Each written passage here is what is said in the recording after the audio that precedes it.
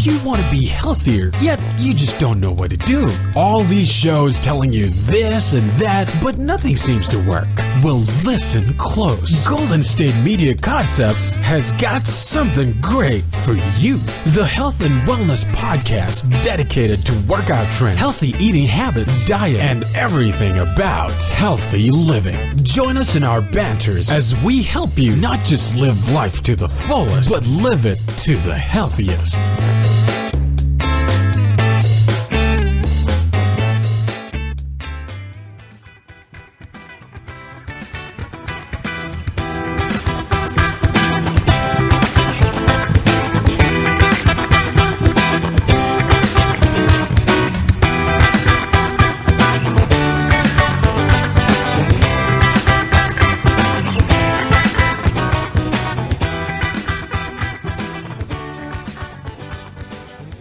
Hello and welcome to the GSMC Health and Wellness Podcast, brought to you by the GSMC Podcast Network. I am your host, Heidi, and I am again joined by the fabulous Sarah. Are we going to talk about things that can kill us? No, actually, which is a good relief. Okay. If you were listening to an earlier episode, this is not about things that can kill you. This is actually about something that could be very beneficial for you. Oh, good. So that's a bit more on the positive side. There is, to every story, there could be a slight downturn in mood. Sure. So I'm just going to be, again, providing some information. Not trying to tell you how to live your life, but, in case you wanted to know. In case you hadn't figured this out, we are not doctors. Yeah. You need to. You do you. But I just want to let you know. Do your own research. Don't ever just trust something you hear on a podcast. Very true. Very true. And definitely this podcast has taught me to read labels. Mm-hmm. Yeah, for sure. So today what we're talking about is CBD oil or cannabidiol. Nope, I think I said that wrong again. How did we decide how to say it? Cannabidiol? Is how it looks phonetically, but Cannabidiol? I will probably say that incorrectly again later on when I try and inevitably pronounce it correctly again. But we're going to say for my ease, CBD oil. That is what it's most commonly known as. And this oil has really become like a very popular, like a hot product really in the States, particularly, especially in the states that have legalized medical marijuana. Mm-hmm. So for medical uses and for recreational use. And because of that legalization, this oil has definitely jumped in popularity and has really entered more into the mainstream. For instance, the other day, my mom was telling me how she's thinking of giving the cat CBD oil. Oh, really? Yep. You can buy it for your... I'm sure you can, but... Oh, you can. Especially in California. Yeah. I think she's thinking of buying it at, Petco, and she wants to put it in his food for, his joints. Aww. And if she thinks he might have arthritis. Mm-hmm. He's elderly. So she's thinking of putting that into his food, which after reading this, I'm like, oh, it's really everywhere. Which I did not know about. Talk to her vet, though? I don't know if you should just self-medicate your pets with cannabis oil. That's what I was thinking, but... And I realize that it's different from, there's different ways of ingesting or, taking it. So your cat's not going to necessarily be high, but right. Still, I would maybe talk to someone first. Yeah. I've been trying to suggest that. How's that going? Not good. But this oil, it's in pet things now apparently, but it's also been popping up in restaurants. I think I saw a magazine cover where they were talking about it and had a whole article about it, and in different just in little oils that you can drop her onto your tongue to take orally. It's all to be taken orally, which is why it's in food and things like that, or why my mom can put it in the cat's food. Right. So it's really, I think some of it has to do with the ease of use as well, mm-hmm. and of how accessible it is. So it's really made it jump in popularity. There is a show on Netflix that I saw recently. I didn't see the show, just the trailer, that mm-hmm. is about cooking with marijuana products, and it's everywhere anymore. Yeah, it is. It's really popular, and so I wanted to talk about it, learn a little more about it. So CBD oil is a non-intoxicating marijuana extract, and it's being credited with helping to treat just a host of medical problems, mm-hmm. like everything from epileptic seizures to anxiety to inflammation to sleeplessness. And I think that's like, not only is it kind of easy to get and to take because you're just taking it orally, also it's being touted as having benefits. And that's another reason why it's been very popular, because it's, it's more like the natural, holistic way to treat different ailments. There are some experts that say the evidence is scant for most of these benefits, at least the ones that, everyone will say it's helpful for anything, like, oh, you're having an issue, maybe you should just take CBD oil. Right. I know there's a lot of anecdotal evidence, but yes. I'm curious as to what the more official evidence might be, if that's the word I'm looking for. I mean, who knows? Maybe I'll come back in a few episodes with anecdotal evidence about the cat. Maybe. I'm not sure. I'll just add to the pool of... The cat is frolicking like a kitten. Oh, yeah, I doubt that. But, we'll see. Oh. Well, he's a little old man cat. So, along with some of the experts saying the evidence is not very vast for this product, CBD is being produced at this moment without any regulation. So that can result in products that may vary in quality and vary, really widely because there's not a standard for it. CBD is extracted from the flowers and buds of marijuana or hemp plants. It does not produce intoxication or marijuana's high. That high is caused by THC, and CBD does not have that chemical in it, so it's not going to get you high. It has these other apparent health benefits. CBD oil is legal in 30 states where medical and or recreational marijuana is legal. 17 additional states have CBD-specific laws on the books. And there is only one reported use of CBD that is sort of been scientifically proven.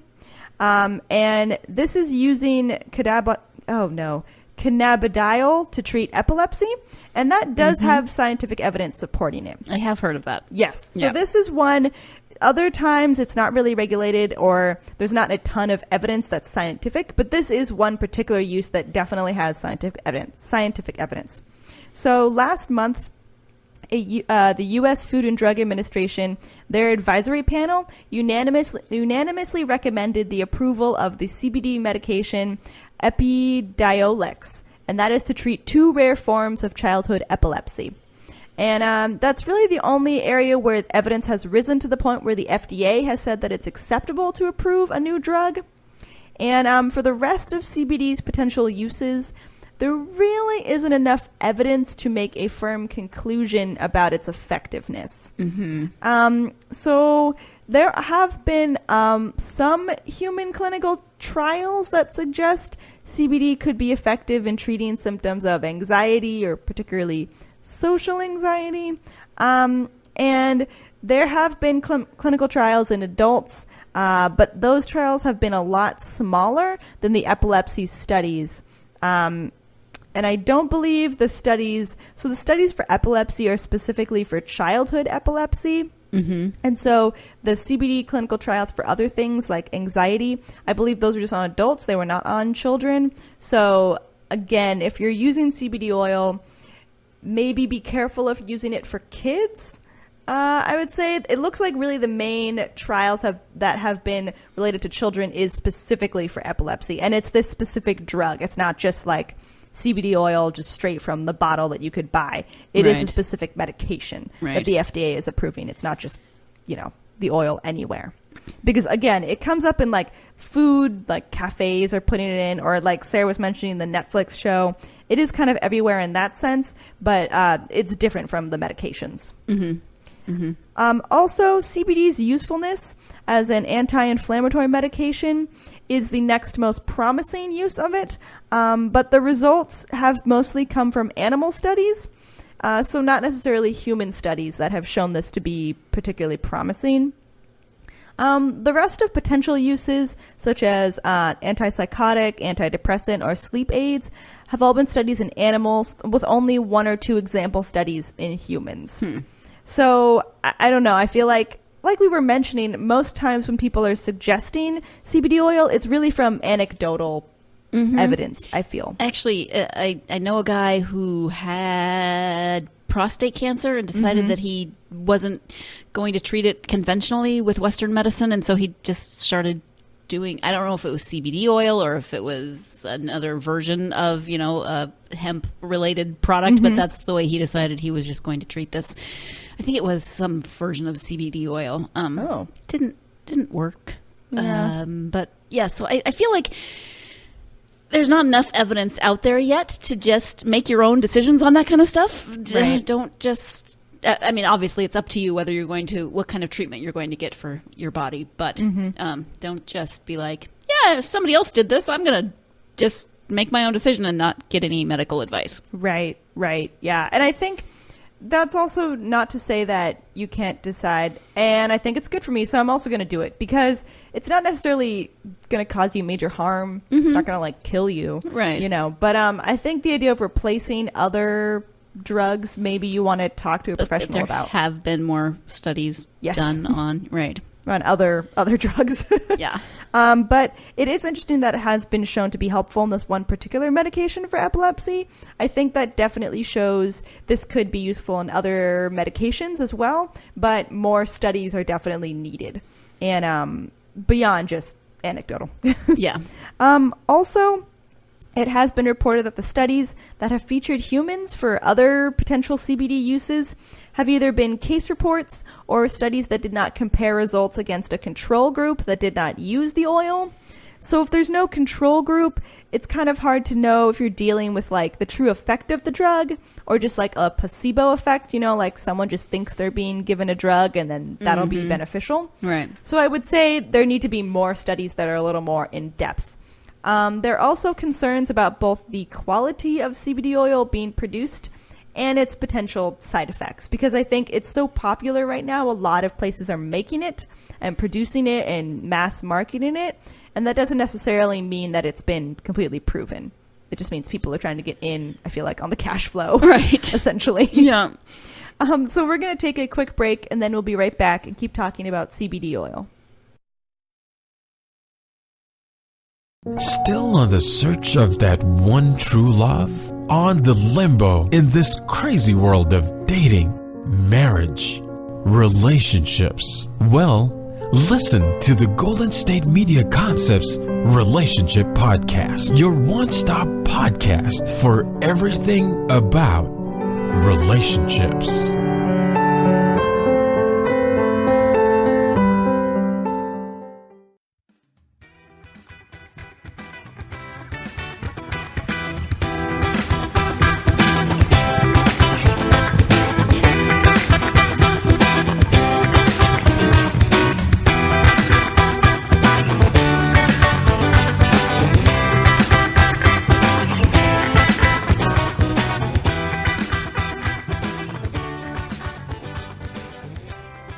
Welcome back to the Health and Wellness Podcast. We are continuing to talk about CBD oil. There's another thing I want to mention about the regulation. So because there is a lack of regulation that's kind of related to the legal, murky nature of marijuana, the FDA has not stepped in to regulate products like CBD oil, and states are really struggling to put regulations in place. They don't have, the deep pockets of the federal government, so it's harder for the states to determine how they're going to regulate this and to put that into place. Right. A 2017 study, which was led by a professor of psychology at the University of Pennsylvania, found that nearly 7 of 10 CBD products didn't contain the amount of marijuana extract promised on the label. Oh. Nearly 43% of the products contained too little CBD, while about 26% contained too much. And CBD is a tricky drug because it's not absorbed in your body really well when it's taken orally. Less than 20% of the drug is absorbed orally. And if it isn't made in the right way, you may not be getting as much drug into your circulation as you think, which is interesting. And because of that, because you're not getting a bunch into your body when you take it orally, that could not be very useful if your CBD oil actually has less of the oil or less of the potent compound that you think you're getting. Right. So it could actually just be a placebo effect depending on, the testing of your particular product. And again, because there aren't regulations, you really don't know. About 1 in 5 CBD products contained the intoxicating chemical THC, which, again, it's not supposed to. And that's a problem because THC can increase anxiety, and it can actually make seizures worse. So these are the things you need to be careful about, because if you're taking CBD oil to decrease anxiety or decrease seizures or something like that, you could potentially be making it worse because the oil is not regulated and could contain THC. And I'm assuming that this is something that, because it's not terribly well regulated, you won't necessarily be able to tell by reading a label. Right. Yeah, that is a bit of the unfortunate part. I would say we're sort of still in the beginnings of this product's use. You know, like, it's definitely popping up in popularity, I feel like, in the last few years, at least that I've noticed, not being super hip myself. So, Me either. So I think because of that, there's still a lot more research to be done, and we're at the beginnings. You know, and I'd like to hope that regulation will come in to the point where you can, like, judge based on the label a little bit better. But of course, right now, I think it's just companies trying to get in on a hipster thing. Yeah. Also, there are potential interactions with other medications. Studies on CBD have also raised concerns about the interactions with other drugs that a patient might already be taking. For example, epilepsy studies found that there were very clear increases in the blood levels of some anti-epileptic drugs when people were on CBD. And this could mean that people taking an anti-epileptic drug alongside CBD need to adjust their dosage downward to avoid possible side effects. So again, just the interaction between CBD and other drugs, it could be negative. There's also some indication that CBD might harm the liver. About 10% of people taking CBD in studies had increases in liver enzymes, which would indicate possible liver damage. About 2 to 3% of individuals taking CBD actually had to discontinue because their liver enzymes were so high it was of concern to the people running the study. So you want to be aware. I feel like a lot of times some of the things like CBD oil, or I feel like there was another product I mentioned in the past. Maybe it was, I'm not sure. I think it had something to do with insulin. But there are a lot of potential interactions with your liver, since that is what is filtering out toxins and just other things in your body that your body doesn't need. So if you have a sensitive liver or potential liver problems, again, you probably already do this, but it's important to pay attention to some of the things that you're putting into your body, especially something like CBD, which is unregulated. Well, and it's important, I think, to not just self-medicate, you know, like, or just self-determine. Yep. So if you're doing something that maybe is a little unconventional, also go in for regular blood work. Make sure you're checking levels to make sure so that you're at your healthiest. And that is true. And I think it's really suggested that if people are interested in CBD, they should seek out a doctor who has read up on the subject and might be aware of its potential uses. I think, again, because it is kind of new, not every doctor, you know, is like required to know about it, and not every doctor may. So it's important to look into. Also, I want to mention there is a potential holdup in the distribution of CBD. And this was reported in The Atlantic, and it's related to the states New York, Ohio, and Maine. And these states have begun to sort of wage a war on edibles that contain CBD. Even in states where recreational marijuana is legal, such as Maine, there is a gray area with regard to adding CBD to food products, which is interesting also because that is a really popular way for CBD oil to get out to the public. So not just like you're at home and you're taking a few drops of CBD oil onto your tongue. It is being sold in edible other things, like I mentioned, cafes and that type. Right. So in New York, the Department of Health announced that it had begun a crackdown on establishments, again, restaurants, coffee shops, that had been using CBD as a food additive. Now, they're using CBD, so in theory, they're using the the one that won't get you high. Yes. But again, no regulation. So you don't really have any way of knowing when you order something like that that it's not going to, you know, that it doesn't contain THC. That just is concerning to me. Yeah. I would say your chances are, you know, obviously lower than if you were just taking, you're going to eat a pot brownie, but right. But you, again, you don't know because there's not widespread regulation or right. any regulation really. So I think my trust level is low. That's what this podcast has done to me. Yeah, I stopped going on WebMT. Oh, yeah. That was bad for me. Because everything, everything. Oh, everything is killing me. Is causing one potential thing is cancer. Any symptom. Yeah, is everything is indicative of cancer on WebMD. Oh, for sure, and everything has already killed me. Essentially, You're dead. As I'm reading it, I've already died. Oh, or just as I'm like looking into symptoms that I may have, or like things for the podcast, I'm like, oh, this is awful for you. you look good for someone who's dead. Oh, thank you. Yeah. Yeah, I try. I exfoliate. CBD oil, it does wonders.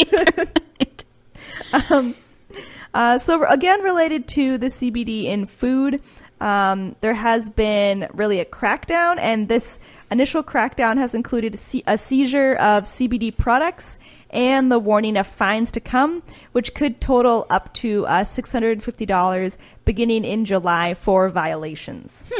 So I guess that means that establishments had already sprung up and then were being shut down, Right. and having their product seized.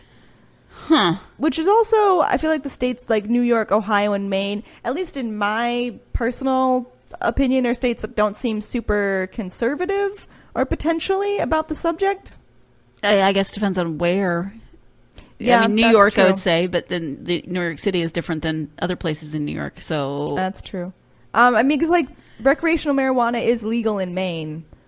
So I don't know. I guess like even because marijuana may be legal, that doesn't mean CBD oil is legal because you're putting it into food, Right. which I feel like goes into a different category. And I wonder if that has to relate to like maybe the feds are more concerned about people's health and food because you're like more trusting of food, or more people are likely to consume it than just smoke Right. marijuana. Yeah, you could. I suppose you could consume it without even realizing. If you're not paying a lot of attention, you potentially. go in and you order something, and then somebody says, "You realize you're in a cafe/coffee shop that serves stuff with CBD oil," and you say, "What's CBD oil?" Yeah.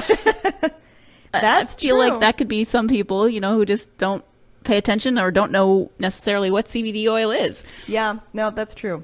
Well, good for all of you for listening to this podcast. You will be informed. And again, if you're in New York, Ohio, or Maine, it looks like those restaurants are going to be shut down and potentially have fines. So go now. Yeah, go now. Or just go to a neighboring state that might have it. I'm not sure. Also, according to the New York City spokesperson, restaurants in New York City are not permitted to add anything to food or drink that is not approved as safe to eat. Until cannabidiol is deemed safe as a food additive, the department is ordering restaurants not to offer products containing CBD. So, yeah, that's right out. Sorry, New York, or anyone out Interesting. there. Yeah. You're probably going to want to go to a different restaurant if they exist around you, or just a different state. If you'll go across the state line, you'll be fine. Just go buy some CBD oil and put it in your food. I'm Yeah. not saying that. No, don't. I did not just say that as like a recommendation. I was being sarcastic, tongue in cheek. Also, I guess you can probably buy everything online nowadays. I'm sure you can. But I did not look into where you can buy CBD. I haven't just found it on shelves. I guess I found it at Petco for the cat. But Right. I feel like you can order anything on Amazon. yeah, that's true. I feel like Amazon can get me really boutique, bougie CBD oil that I can put in my coffee or something. So, I You don't should know. start your own product line of and actually call it boutique bougie CBD oil. Ooh, that would be It's hard to say. Bougie Boutique, that's my first album. Who knows? It could be a hit. I could sell it in New York and Maine and Ohio, where they're not having these restaurants. And with that, as I go to plan my album, we're going to take a quick break, and then we'll be right back. Tired of searching the vast jungle of podcasts? Now listen close and hear this out. There's a podcast network that covers just about everything that you've been searching. The Golden State Media Concepts Podcast Network is here. Nothing less than a podcast bliss with endless hours of podcast coverage. From news, sports, music, fashion, cooking, entertainment, fantasy, football, and so much more. So stop lurking around and go straight out to the Golden State Media Concepts Podcast Network. Guaranteed to fill that podcast itch. Whatever it may be. Visit us at www.gsmcpodcast.com. Follow us on Facebook and Twitter, and download us on iTunes, SoundCloud, and Google Play.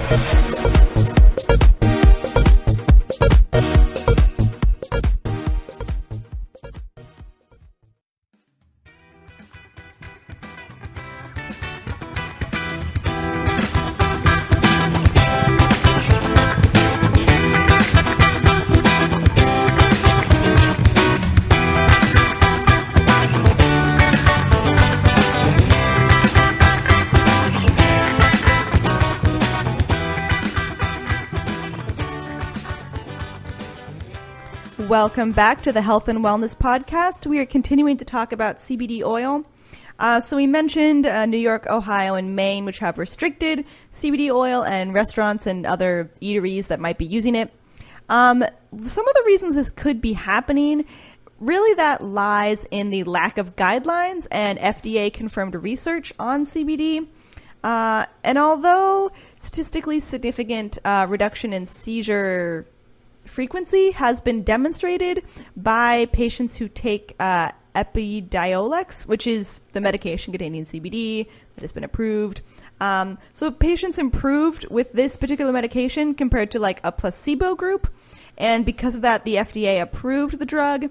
The FDA views this clinical indication as statistically significant for patients with particular syndromes, specifically Dravet syndrome and Lennox-Gastaut syndrome, and that is unconfirmed for other possible ailments. So while the FDA has approved this particular drug with CBD oil in it, it's for a specific purpose and for specific patients. That doesn't mean they've approved it for everything. And because they haven't approved it for everything, I feel like that means states are still unsure about CBD. It's kind of in this gray zone, really. Right. Because there hasn't been overarching FDA approval. And even with university-based data that suggests that CBD treatments can help with chronic pain or glaucoma, that's not been proven by the NFDA study. It's not been clearly proven. So it sounds like other university studies and other studies have been doing it, but it's not the federal agency. And because it's not the federal agency, that can leave legal, loopholes or areas where it's unclear. And so really we're talking about legality. I'm not trying to say that it's not helpful for these things, but more about the legality of it, which is why states might be not allowing it in restaurants and the like. Mm-hmm. The FDA, they're not going to just add an unproven substance to food items. Which, I'm grateful for. They're not just going to do that. Right. Also, other issues related to a lack of guidelines. CBD products don't have any labeling standards or dosage guidelines. And in many instances, consumers aren't aware of how much CBD they're receiving in restaurants and coffee shops that are using CBD in food and beverages, which I feel like is a big part because, it's like if you go to a bar, if someone has a heavy hand, if the bartender's just pouring more than you think, you can't control that. And you might not even be seeing them make your food or make your drink. Right. I'm sure restaurants would probably tell you how much they're putting in, I like to think. But, if it's not regulated, you don't know what's good or bad. Yeah, and they don't necessarily have to tell you. You don't often go to a restaurant. They'll tell you it's basically in things, but it's not like they say there is a half a cup of potato in this or, specifically. Right. And so they wouldn't have to do that with CBD oil. Right. Yeah. I think I went to a kava bar, and I believe we've mentioned kava on the podcast before, but I went to a kava bar, and it's not like they told me how much was in it. And I wouldn't have known what that meant if they had said how much is in my drink. Right. I don't know what that means. Right. Is that acceptable? Is that exactly too much? Is that a very small dosage? Yeah. And there's not a wide range of knowledge where everyone just understands this. Mm-hmm. And I think, again, that probably also relates to the FDA is not just going to, go out and just approve something because it's popular, which is good. And really, until there's a better way to pass along labeling and dosing information to consumers, it could be difficult for CBD edibles of any form to really thrive in the public market. So really, until the FDA is going to make clear guidelines, I don't think it's going to be super I don't know, not sketchy, essentially, until there's a real line that is drawn. And the news of a CBD edibles crackdown in select states might be a bit of a surprise to some cannabis enthusiasts, but also it'll probably be a really big surprise to investors who are already invested in CBD. There are a few publicly traded companies that lean heavily on CBD products to drive sales and profitability. So this is really not going to be good for them. Right. Particularly in like New York, Ohio, and Maine, the crackdown will probably make profits difficult for these companies in the future. Obviously, if these restaurants and establishments are not even allowed to exist, I'm sure these companies will, I'm not sure what they're going to do, but probably move to other states. They're probably going to come to California. Right. Find out anything about my home state. Or Colorado. Yep, also Colorado. So we'll see how that goes. I feel like if it's too tough on certain companies, the market's not going to grow anyway because there's not going to be profit in it. But I think it will be a product that remains in public interest and public use probably for a while. Oh, yeah. It's definitely... I don't want to just say it's a fad, but it's definitely in the news. It's trending. Yeah, for sure. And if you are thinking of using it specifically for anything medically related, you want to talk to your doctor, do your own research. Again, there aren't regulations and there aren't dosing regulations, so please be careful and do what you think is right for your body. And that brings us to the end of the show. Thank you so much for listening, and please tune in to the next Health and Wellness podcast. You've been listening to the Golden State Media Concepts Health and Wellness Podcast, part of the Golden State Media Concepts Podcast Network. You can find this show and others like it at www.gsmcpodcast.com. Download our podcast on iTunes, Stitcher, SoundCloud, and Google Play. Just type in GSMC to find all the shows from the Golden State Media Concepts Podcast Network, from movies to music, from sports to entertainment, and even weird news. You can also follow us on Twitter and on Facebook. Thank you, and we hope you have enjoyed today's program.